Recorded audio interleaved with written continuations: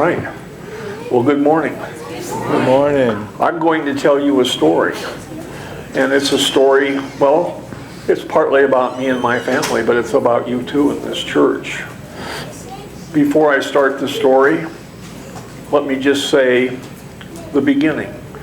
The beginning was 5.5 years ago. And I found myself on the way to Bastrop to tell Deanna that our little Scott had been killed. And I have not been able to pray for a long time by myself. I call my friend in Florida, Jack, and we get the prayers out that way. So it all began when he had me pull off the road to say our prayers, and I was sitting right out here, right by your church, and right in front of me was a sign that said Celebrate Recovery. That's what the sign said. And now, before I go on with the story, I will say that with me here is my wife, Mary, Big Scott,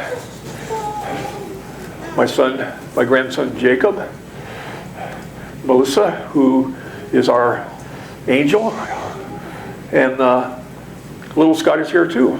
He's right here. Little Scott is right here. So the main thing that I want to say, I don't want to speak too long. I think I can get the two main points out pretty quickly. Number one is that you have a very powerful church here on Wednesday nights. It's very powerful. This is when I come. And I thank you. I thank you all, everybody. I want you to know how much Wednesdays here have meant for me in many different ways. The other thing is I do have I guess a different background from a lot of people. I'm a product of Howe Military School, which was not for disciplined people, it was a privilege. It was run by Episcopalians. And then I ran the Boston Marathon in high school in 1966, one of two high school runners. I went to the Citadel, which is the military college of South Carolina. I was a runner, and I learned a lot, and including in our chapel. It was not optional. Okay, no, we marched in full dress uniform, and so I studied physics, and I want to tell you why I know. It's more like know than believe, although faith is a part of it too. I know that God created the universe and that it is right. An intelligent design. And I can explain it real clearly. But so, there's so much that I could say. And I had planned to, make a little outline so that I could catch it all. But that's not the way I'm doing it today. I'm just talking. And yes, the story begins right next to this church when I saw that sign. And I said to myself, recovery from what? And it would seem to me that, well, the obvious would be drugs and alcohol, that it would be recovery for drugs and alcohol. But in my case, it was recovery to the Lord. Now, yes, I had gotten in trouble with alcohol and stopped without withdrawal. I had had a horrible problem with something I hate, cigarettes. Oh, I had to go to the doctor to get rid of those. I took that on a dare. The first one, I was probably 46 years old. It was just like Adam biting that apple.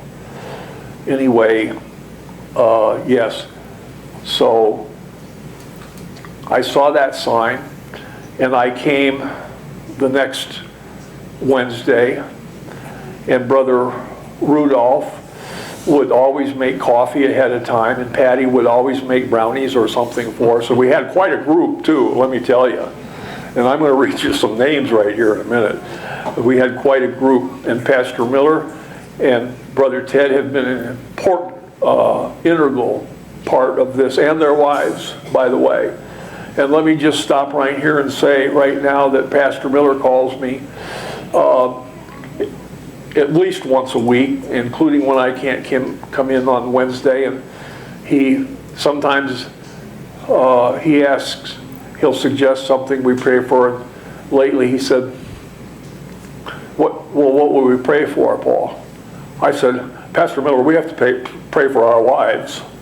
Yeah, that's who we have to pray for. We have to thank the Lord for our wives, because it is harder on them than it is on me. I'm a happy fellow right now, okay? I certainly am.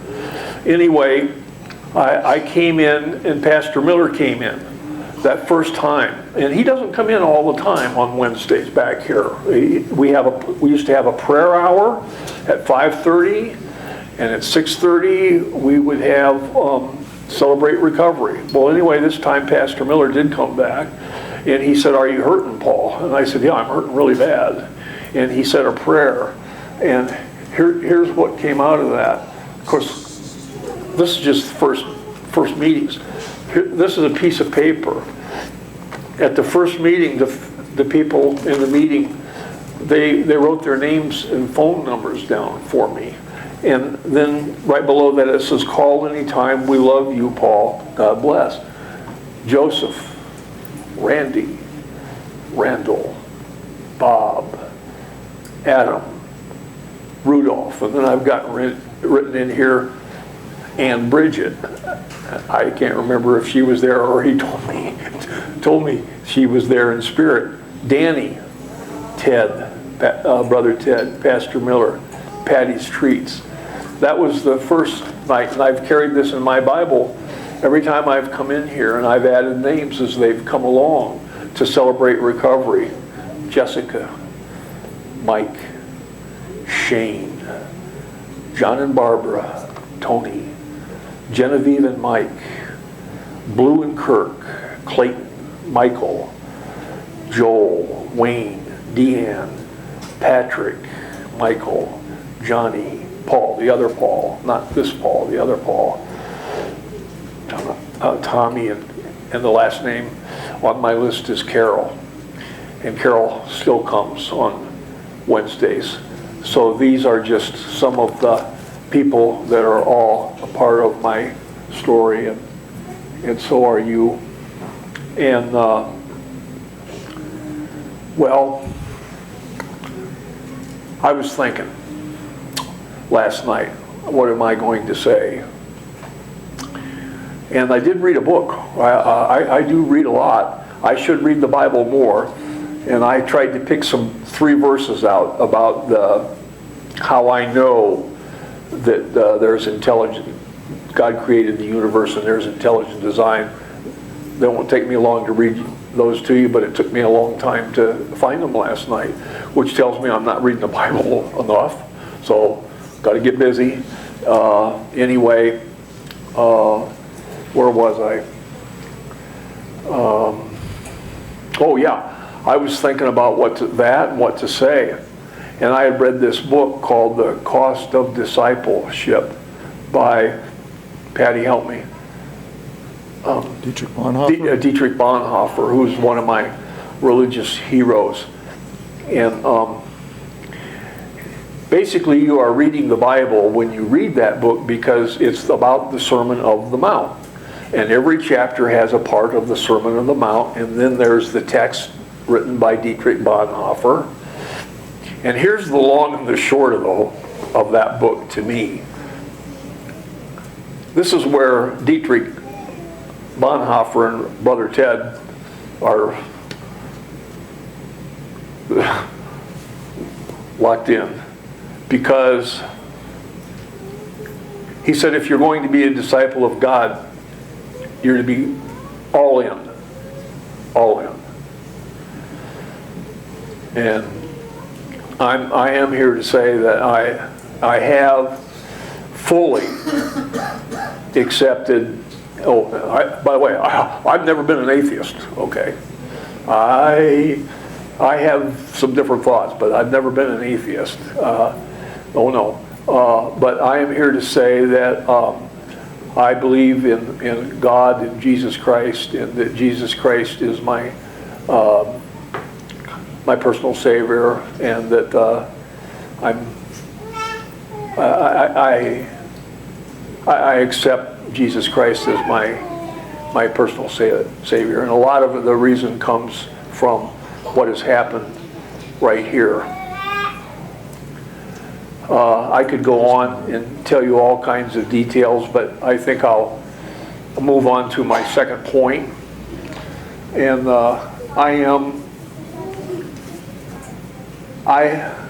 me and my friend Lowry Manson, a great physicist. Oh, we have been studying these things together ever since the Citadel, on the phone.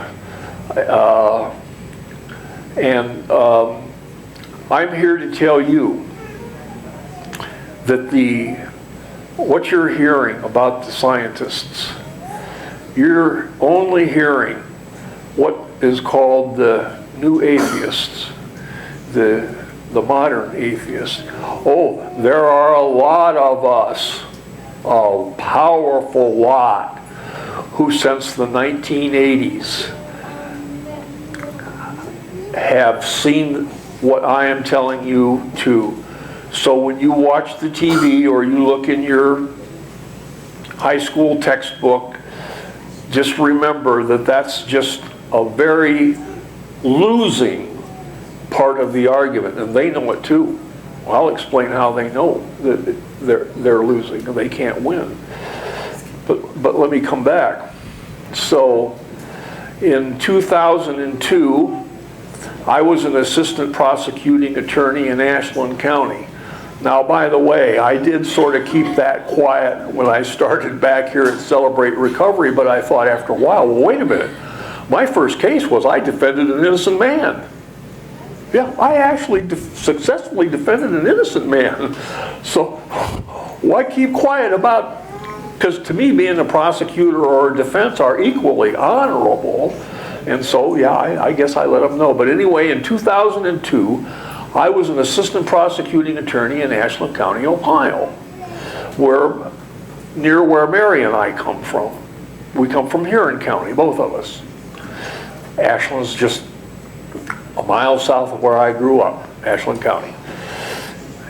And there was a murder case, and it was going to involve DNA evidence.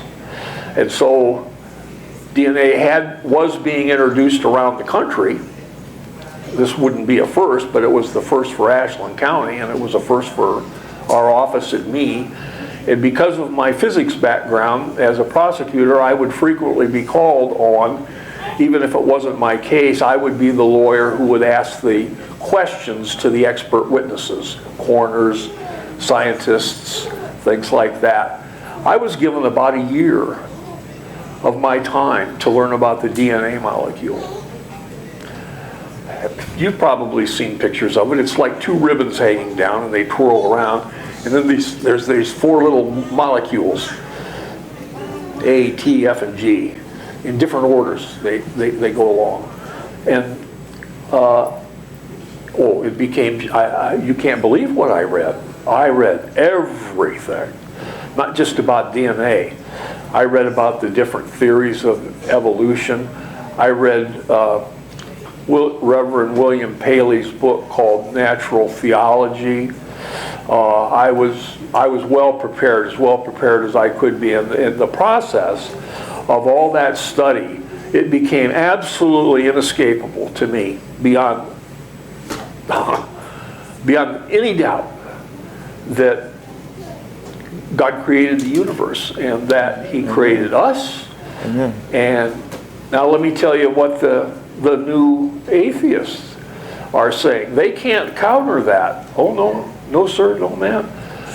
What do they do though? They are very smart, and here's what they say. they said, oh yeah, the universe came into existence.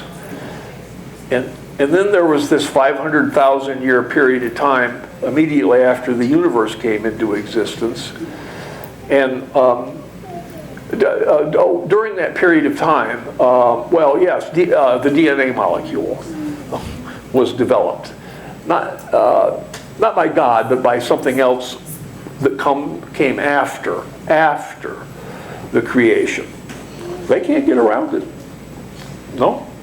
So, and just remember, there's a lot of us. I want to read you one little thing right here.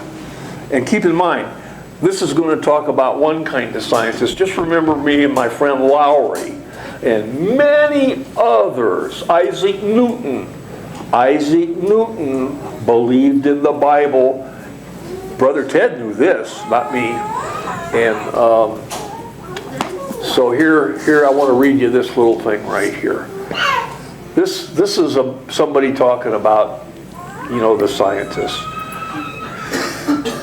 In the exceedingly strange development, unexpected by all but the theologians, the theologians have always accepted the word of the Bible. In the beginning, God created heaven and earth.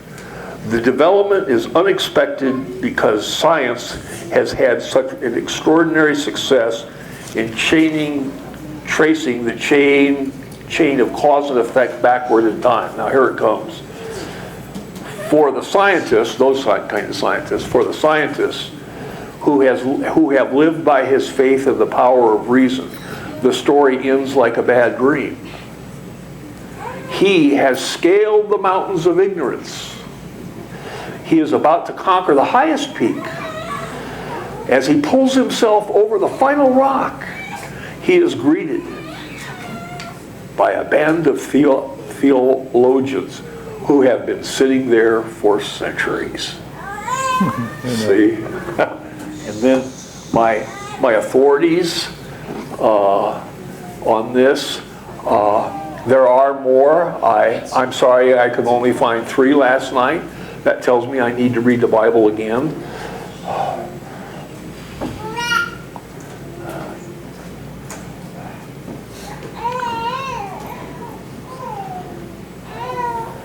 Job, chapter 37, starting at verse 14 through 16. Hearken unto this, O Job.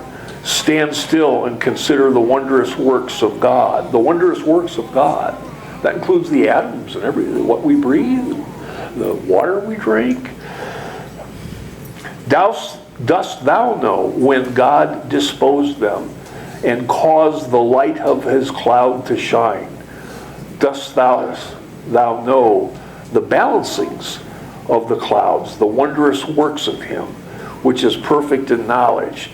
And the reference to light has a special meaning to me because of what light is and what the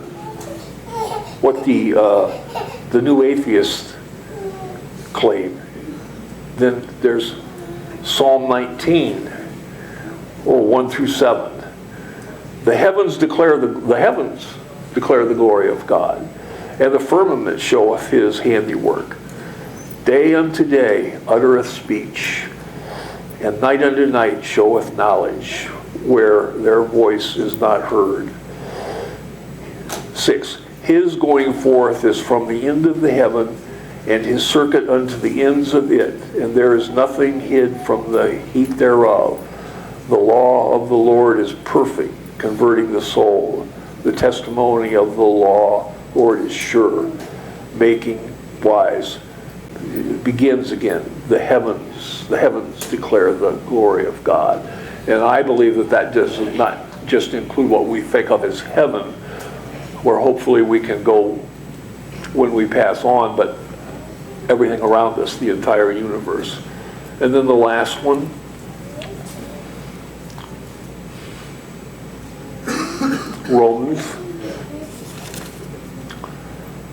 Romans chapter 1, verse 19.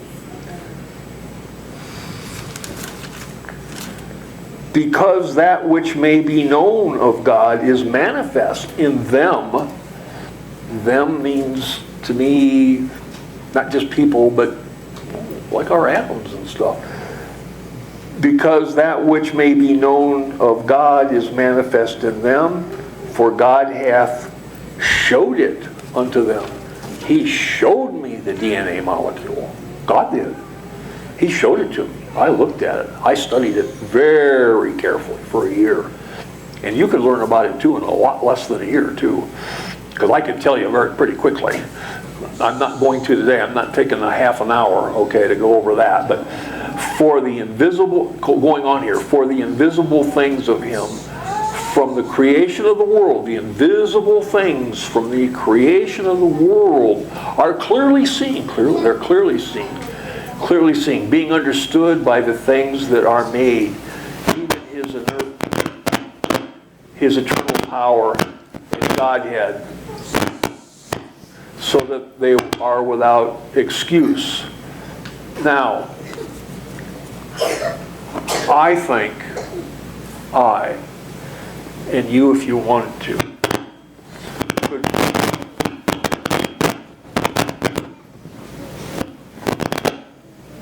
I think, take that off. It's not even this. I'm about done.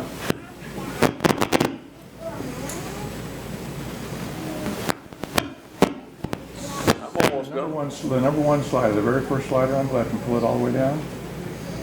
Okay. I think I could walk into any public, let's take it off. That's not what's making the noise. I think I could walk into any public high school in the United States of America that does not allow intelligent design to be taught. And I could walk into an 8th grade classroom and I could explain the DNA molecule, and I would never have to mention the word Bible or God or intelligent design. I would just tell them what science. It's a science classroom I'd be walking into. I could just tell them what the DNA molecule shows, and they would see. They would know. And that's what I think, how powerful I think the DNA molecule is. Now then, I'm about done. I'm really happy to be here. You have no idea how happy to be here. Here I am, and the top part of my day is just being here, and I hope I can make it through the rest of the service.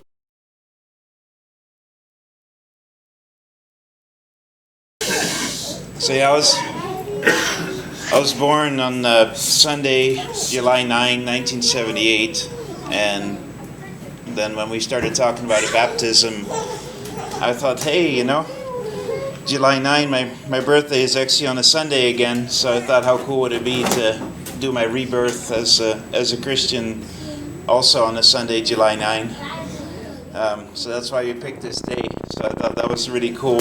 Amen. My mom always said I was a Sunday child, just Lord looks at me a little nicer than everybody else, and so, but actually my road to Christianity has been a really long, windy road with lots of detours and lots of segues and rabbit holes that I went down, and I thought, well, maybe I can share a couple with y'all. And I took some notes so I don't go down the rabbit hole too much and be here the whole day. But my parents were atheists, and I really did not grow up with Christ or God in my life. My mom was a bit more open to it than my dad. My mom was more open, I remember one time at school, we had this pastor, also in the school, it was an atheist school, so they really didn't talk about God, but one time this pastor said, hey, can I come over and talk to the kids about God? And the school said, yeah, that's fine, so they said, well, whoever wants to go there can go there, and so my mom said, yeah, you should go, and so he talked a lot about the Bible, and so that was a a good experience. And my dad, he wanted nothing to do with it, with anything Christianity. And even as an adult, since I've drawn to Christianity, I've talked to him, and he wants none of it. He won't listen, But if I had to sum up like what it was like to be an atheist, the word that comes to mind is just negativity. We all have our hardships in life. I mean, whether you're a Christian or not a Christian, we all get traumatized by stuff, things that just go horribly wrong. And there's not going to be a single person in this room who has not been traumatized by, the hardships of life. But the difference is, if you're a Christian, you can give it to God, whereas if you're an atheist, it's like you're bearing that burden all on your own, and it wears you down. And looking back, how I was back then, how my parents were back then, even my classmates, this negativity, it stays with you, and they had this big burden, and then so my parents, they didn't have the energy to make their marriage work, so they got divorced when I was 4 years old. They didn't make their jobs work. They divorced. They both lived on welfare. We had a very low standard of living. We were never homeless, or we never starved. But beyond that, beyond just the basic of a house and food, that's all we had. For the most part, we didn't even have a TV or a car or a phone or anything like that. We just had a room with a light bulb, and that's it. And I think 8 years old, I know some churches, they start baptizing kids around 8 years old, and I can see why they pick that age, because that's the age where you can start forming some vision of what life is like. It's maybe a little bit low resolution, but you get some idea, right? And I remember my view of what life is like is, well, you have 3/4 of a century of pointless suffering, and then you die, and that's it, and frankly, if you don't believe in a higher power, that is kind of what life is like, and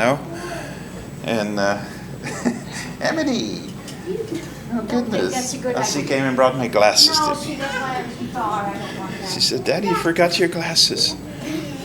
And going to school, the kids in school, a lot of my friends, their parents were all divorced, and there's a lot of bullying and teasing just because kids were miserable, and you act that misery out, right? And I definitely had that thought at times where I'm like, what, if all life is being miserable for 3/4 of a century and then you die, it's like, well, why not skip the part where you're miserable for no good reason, right? Like, why wouldn't you just die right away? Like, why do you do it? But something kept me from it. Not that I was ever actually like suicidal or anything, but I just didn't see any good reason not to either. And when I was 12, so my mom's family, actually, they moved to Canada after World War II, and she moved back. I'm from the Netherlands, and so we visited my uncle there, and he's a very devoted Christian, and it was an amazing experience just spending that summer there, because that was like really the first time in my life that I saw a real Christian. And when I say real Christian, I mean there were churches around, but not everybody who goes to church is a real Christian either. There's a lot of people that they go through the motions, but they're not real. And he had a big family. He has 6 kids, and when I was in school, whenever there's groups of kids, there'd always be, kids try to make a social hierarchy, and the way they make a hierarchy is by pushing you down, and by challenging you and saying, you don't know how to do this, right? And so I remember first stepping into that house and having this big hustle and bustle of this big family, and oh no, I was totally overwhelmed. Like, to me, 3 people's a crowd, but then they were really nice, you know. I remember this instance where they said, hey, can we go down to the river? They had a little creek behind their house, like a forest area with a creek in it. And so we went down to the creek, and they said, hey, do you know how to skip a rock? And no. And I'm like, okay, here we go, you know. And then they're really excited that I didn't know how to skip a rock, because then they could teach me. And I thought it was fun to teach me, you know. And there's this, I never experienced people like that up till that point, you know. And so that was, and then of course we went back home, and then everything was back to normal, right? And so, but I'm like, at 12 years old, you could, you know what, like, and I talked to my mom, and like, okay, why can't our life be like that? You know, why is our life not like that? And then like, well, but you don't understand. You had a fun summer there, but you know, they got to go back to school too, and they got to go back to work too. You know, it's not all fun and games for them either. And I'm like, well, I get that, but yet their life is better. You know, it maybe not perfect, but it's better. And so why can't we make our lives better? You know, but my parents would have none of it. And then I thought, you know what, I've seen what I've seen, you know. I believe my own eyes, and I'm going to try to think of ways that I can make my life better. And I did that in little things, you know, like I said, we had no money. So one day I was walking down the street, and I saw, it was about 12 or 13 years old, I saw an old lawnmower there. And so I thought, let me take it home, see if it works. And I got it to work, and it was an electric lawnmower, and it only had a cord that long. You're supposed to use it with an extension cord, and I didn't have an extension cord. And so, we had an old vacuum cleaner where the motor was burned out, so I pulled the cord out and cut it off and made a plug on it and got the lawnmower to work with that cord. And I went to the neighbors like, hey, can I mow your lawn, you know? And so I made a few dollars or guilders, as the case may be. And so one day my dad told me about this book that he had read from a Jew who was in a concentration camp, and they had almost nothing there. And the Germans, they didn't care, you know, if you lived or died, or, you know, and it gets very, very cold in the winter in Germany, and so you really need calories and clothes to survive, you know, because they had no heat in the barracks. Like I said, the Germans, they didn't care, you know, and so they found ways where they could get a pair of shoes or a sweater or something to eat, and they shared it. And this guy really organized that they all kind of put their resources together and help each other through. And that really resonated with me, because that was my situation, right? Like I wish I could wave a magic wand and have the perfect life that I wanted, but you can't. But maybe there's a few little things that you can do to make things a little bit better, right? And then someday, of course, the Allied forces came and opened the doors and say you're free to go, and here, you know, and they just had to make it to that point without dying or losing a foot to frostbite or something like that, right? And I thought, well, that's kind of my situation. I just need to make the best of the situation that I'm in until I get to that point where I can really start making bigger, you know, I become of age and I can make bigger steps. And looking back at that, and so that's what I did. And looking back at that, I think that's kind of the essence of Christianity, you know, like, because we're all in a certain situation. Every one of you, you're in a certain situation where there's things you wish were different, right? But you can't just wave a magic wand and have everything be different. You got to just get up in the morning and say, okay, well, today I'm going to do this little thing, and today I'm going to do that little thing. And then you aggregate that over time, and then your life, that's like, by definition, the best outcome for your life. And I think having a faith in God helps you with that, you know, because if you have no end goal, like I say, if you just say, like, you know what, at the end of the day I'm going to die anyway, why would you go anywhere? Why would you do anything if at the end of the day there's just nothing at the end of the road, right? So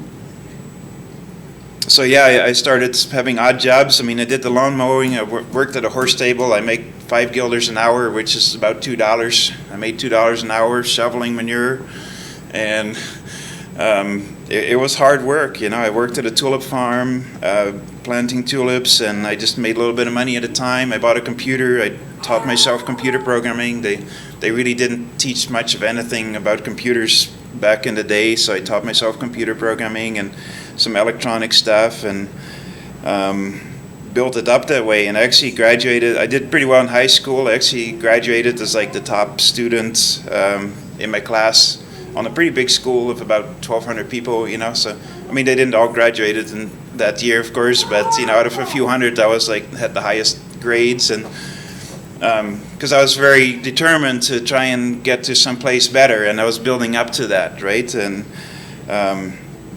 so in 1997, in '96, I had my 18th birthday. That's when you could get a driver license and all that, and so I was able to at least borrow a car and go some places. And in '97, I went back to Canada and visit my uncle again, and he said, Canada is nice and all, but if you can move to the States, like life is better there, So that's ultimately what I did. I networked and I managed to get a job, and so in 1998 I moved to California, and that was a wild year. It felt in itself like a rebirth, I would say.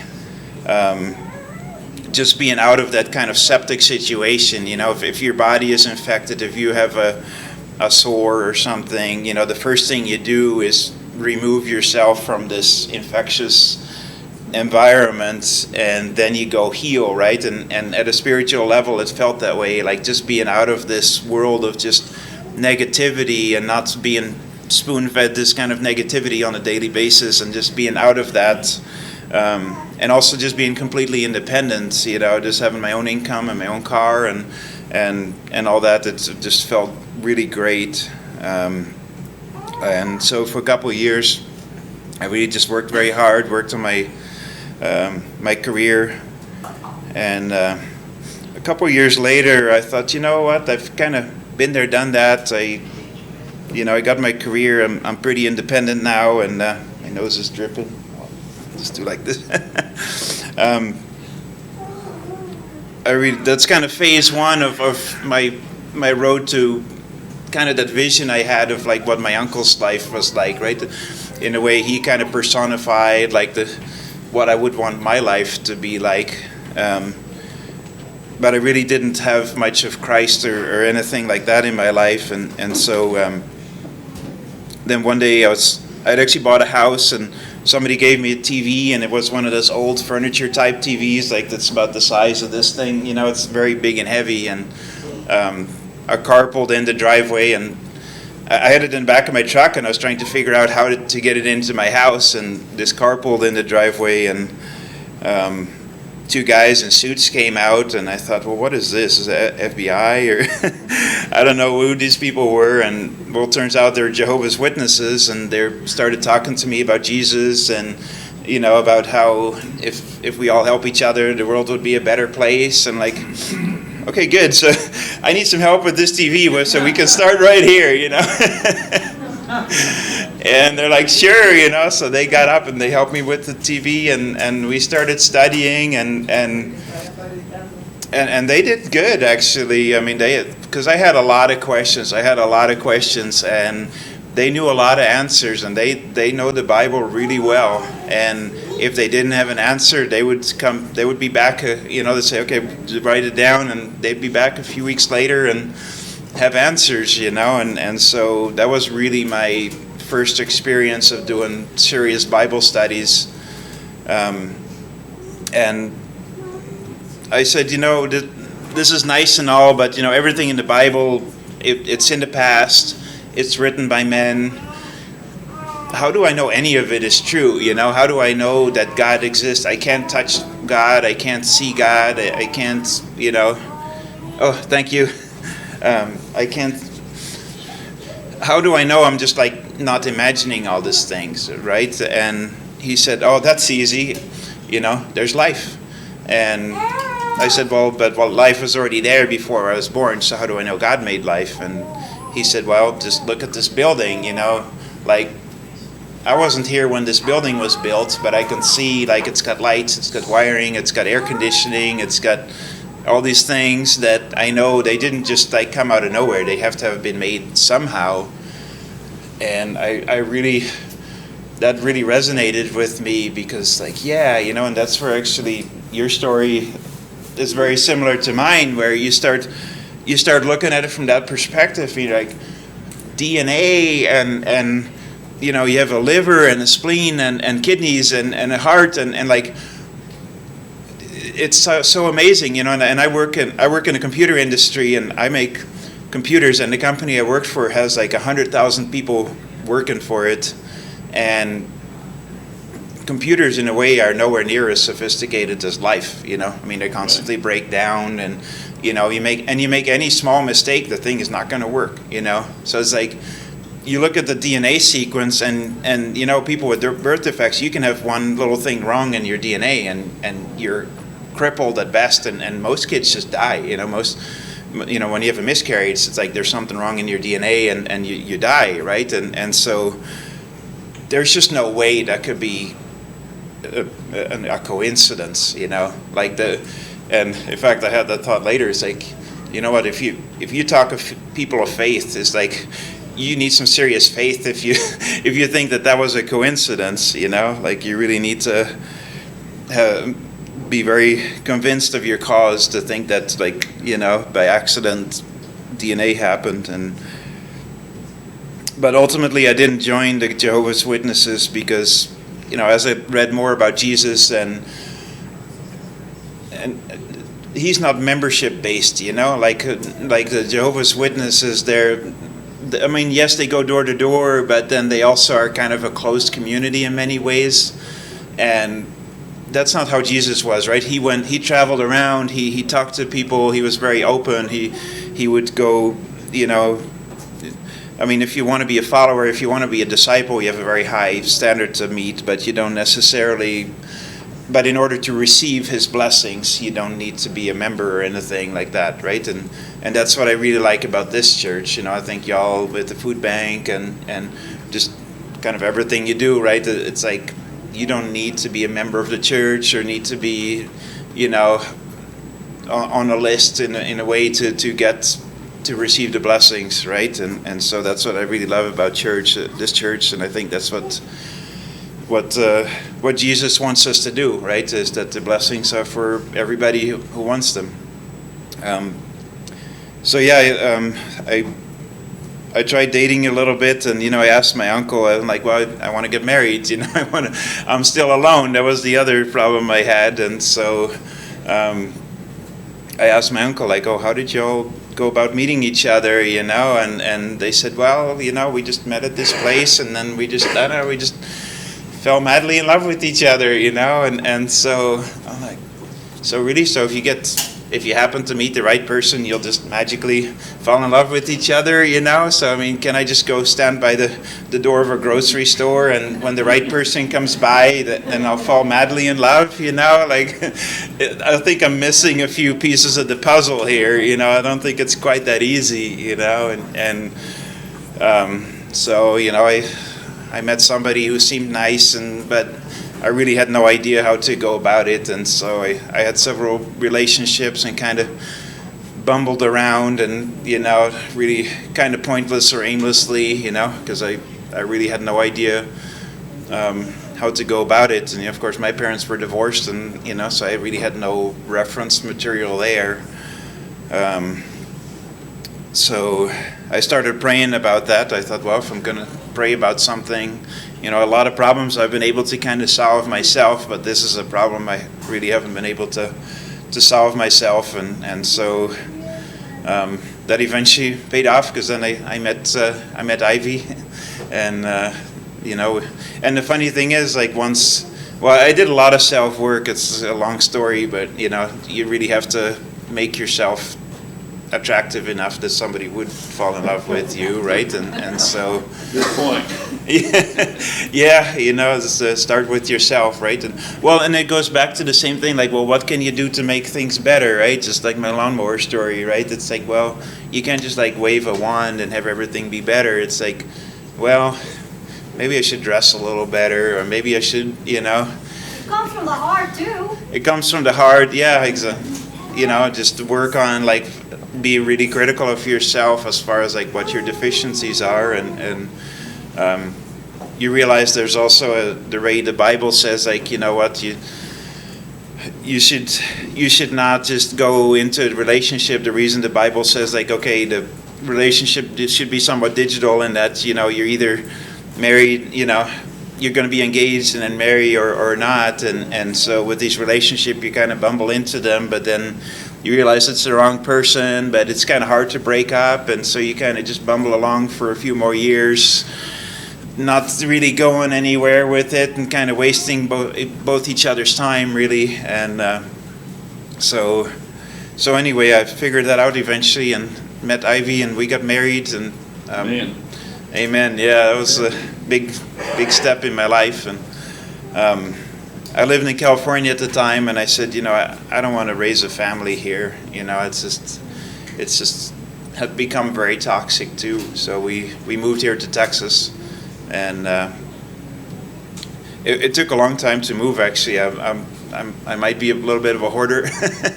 and I bought a semi truck, and we did 4 trips across the country back and forth with a fully loaded semi truck, moving all my stuff, and I still threw like the other half of it away. And it included cars and everything too. But so anyway, once we're done moving, then I said, well, let's go for a baby, and so we had Edsel, and he was really cute, and he said, well, We say that cute. he was, and now he's whatever he wants to be. He's very, very smart. How about that? So I said, well, let's have another one, and then we had Lucy and Naomi, and I said, well, let's have another one, and so we had Nigel, so we had 4 kids in 2.5 years. And so that was a very fast change, and I've really been impressed with the kids. I've spent decades like trying to figure out a lot of these things, and the kids, they just take to it, and I look back at that and if you go drive a car or something, or a truck, then everybody accepts that, okay, well, you first go drive with like somebody who knows how to drive, and then they teach you, you have some theory, and then you go drive and you have the person there in case something goes wrong, and then at some point, you're learned enough to where you can go out on your own, and it doesn't mean you quit improving, but at least they get you to a point where you're at a starting point where you're up and running, right? And whether it's driving or plumbing or carpentry or whatever, right? You learn from the people who've come before you and figured out how to do things, and yet most people, when it comes to relationship and marriage, and arguably, getting married is one of the most important things you'll ever do in your life. There's no education, and they say, well, here's how not to do it, maybe, but then they don't say, well, how do you do it then? And nobody really explains and so with our kids, we definitely try to do things a lot different that way, where it's like, no, here's how you have it. Because people say like, oh, don't have a fight in front of your kids, but then I'm like, well, but it's important that the kids know, like, okay, well, how do you resolve a fight, right? How do you resolve these things? If you have an argument, then how do you get to a point where you're friends again, and you're both happy, right? And the argument's resolved and you can move on. And if the kids never experience that, then how are they going to be successful in their lives, right? Anyway, so yeah, and then after the first 4, we had 4 more, so we have 8 kids now. Yeah, family life is great. I highly recommend it. And yeah, the kids have been talking about baptism for a while. I think we've been to like a dozen different churches, and none of them really felt like home. And we really feel like, y'all are very genuine, and true. Like I say, there's pretend Christians and there's true Christians. And, we feel y'all are true Christians, and y'all really, do the things that Christ would want us to do. So that's why we picked here. And Yeah, I've definitely been taking on more projects beyond myself too, like, you know, beyond just kind of minding my own business and doing my own thing. That, you know, at work we've had things that weren't right. You know, when this whole vaccine mandate was going down, I said, you know what, this is just no $1 trillion government-funded company should be telling me what to put in my body, or even the notion that health comes from a $1 billion company. It's just wrong. You know, I think it's not that I don't believe in medicine, but you know, health still comes from God. You know, and medicine can help with that, so the company was kind of like pushing people to take the vaccine. And you know what, I said, you know what, I'm going to go. This is very uncharacteristic of how I used to be. I actually went to the vice president and I said, two of the vice presidents, I said, this is wrong. You know, y'all should not go along with this. It's just morally wrong. And they said, well, we see where you're coming from, but we're doing it anyway. So then I left the company and went to a different company. And it's like, you know, that's the kind of thing that you can only do with God in your life. You know, like you take on things these are powers that are much bigger than me. And the only way I can take on fights like that is if I have a power bigger than me behind me, right? If I go by myself up against something that's bigger than me, I'm not going to win. But I need God behind me. And so that's why I'm here today. I want to be on Team God and you know, be a warrior, be a spokesperson. You know, say the right things, do the right things, and you know, be a warrior for good. So that's why I'm here. Amen.